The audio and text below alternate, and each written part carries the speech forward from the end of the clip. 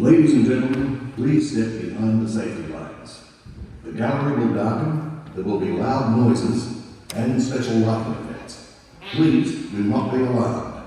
We're just about to move a few hundred tons of molten steel, and it's about to get very hot in here. Folks, please keep in mind the show is quite loud. As mentioned, there will be flashing lights and a smoke effect. If for any reason you would like to leave early once the show begins, please don't walk across these yellow lines. You can get out via the exit ramp behind you. You can go around the side and behind the ladle like I'm about to do. But please don't walk across these yellow lines once the show begins.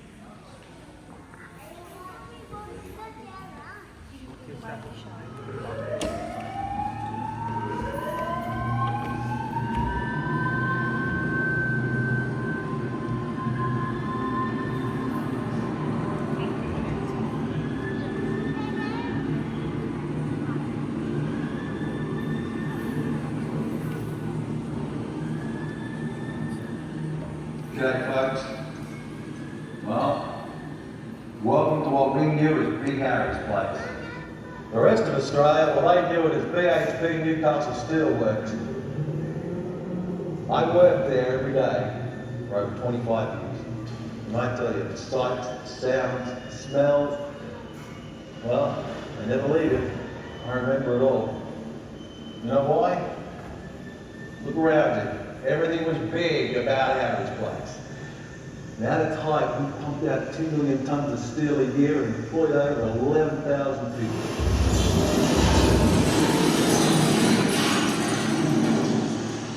Another thing that was big, the noise.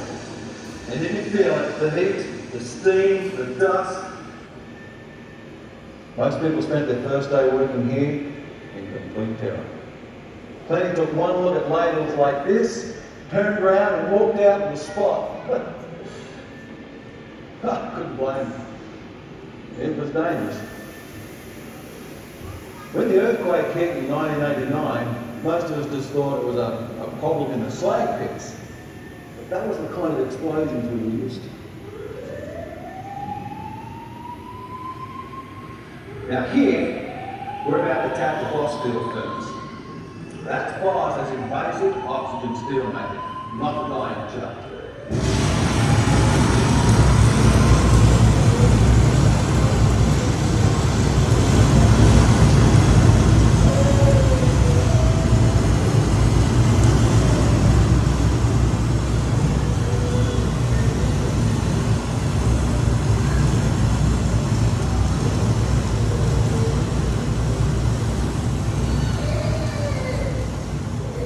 Now once the molten steel was tapped from the furnace into the ladle, it had to be turned into ingot trays. Now that's what we're going to do now.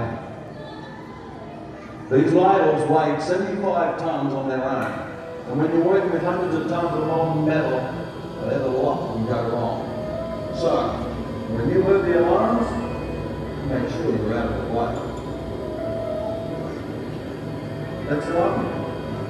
Nice, isn't it?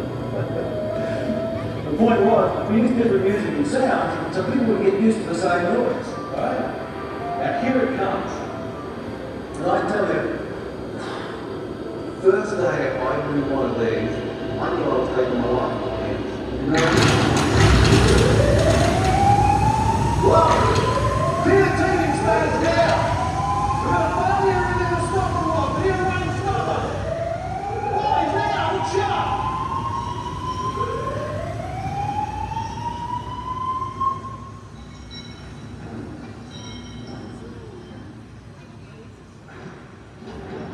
Okay? Good. All right. Sorry about that, but one of the worst things that could happen was a problem with the stopper rod. Now the guy had to act fast to get a running stopper in its place, otherwise, well, that would have been you what? Drowning in molten steel.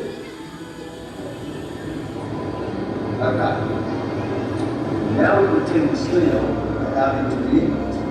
And the chimney fills from the buckets, and the steel flows up through the channels into the 4-finger holes.